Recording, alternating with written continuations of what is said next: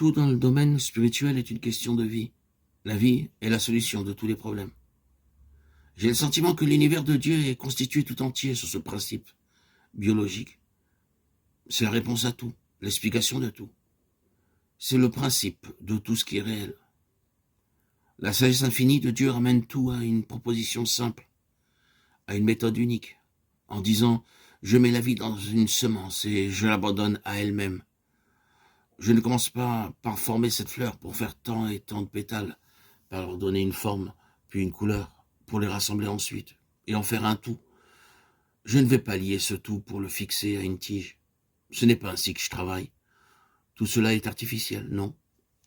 Je vais mettre la vie dans une semence et la laisser tranquille. Bientôt, on aura la fleur parfaite.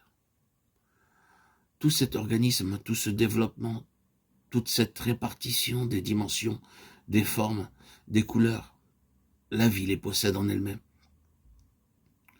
C'est la vie qui a tout cela. Et si seulement on lui en donne l'occasion, elle produira, elle sera manifestée par un certain résultat, que ce soit une fleur, un arbre, un oiseau, un poisson, une bête des champs ou un homme. C'est de la vie que tout est issu. Elle a en elle la nature particulière de tout cet organisme. Et si cette vie peut faire son apparition et avoir l'occasion de s'exprimer, on aura bientôt l'organisme complet. Voilà le secret biologique que Dieu a mis en œuvre dans sa création. Mais la création naturelle n'est qu'une figure de la création spirituelle. Elle ne devrait même être que cela dans la pensée de Dieu. Le spirituel est sur ce principe-là, et dans le domaine spirituel, le secret, la solution de tout, est également dans ce principe biologique.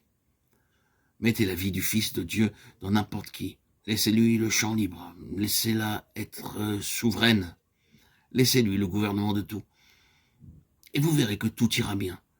Vous n'aurez pas besoin de vous agiter pour assembler des membres, pour leur apprendre à se tenir droit, à être gentil, heureux et souriant. Oh non. La vie fera cela toute seule. Dieu a une clé, et cette clé, c'est la vie souveraine de son Fils bien-aimé. Quand on lui donne l'occasion de s'exprimer sans entrave, le résultat viendra aussi sûrement que le jour après la nuit. Et toute cette question de l'assemblée, comment obtenir une expression de l'assemblée, comment conserver saine une véritable expression de l'assemblée, à toutes ces choses, la réponse est la vie du Seigneur Jésus.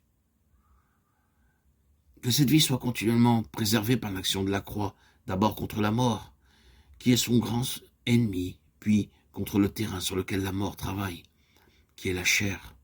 Que la croix soit maintenue sur la chair, qui est le terrain de la mort spirituelle, préservant ainsi cette vie précieuse. Et nous n'aurons pas à nous préoccuper d'une technique quelconque. Tout ce qui concerne la vie de l'assemblée se déroulera naturellement si la croix fait son œuvre et si la vie est le champ libre. Ce qui est une autre façon de dire que c'est sous forme de vie que doit s'exprimer la souveraineté du Seigneur Jésus, par son esprit.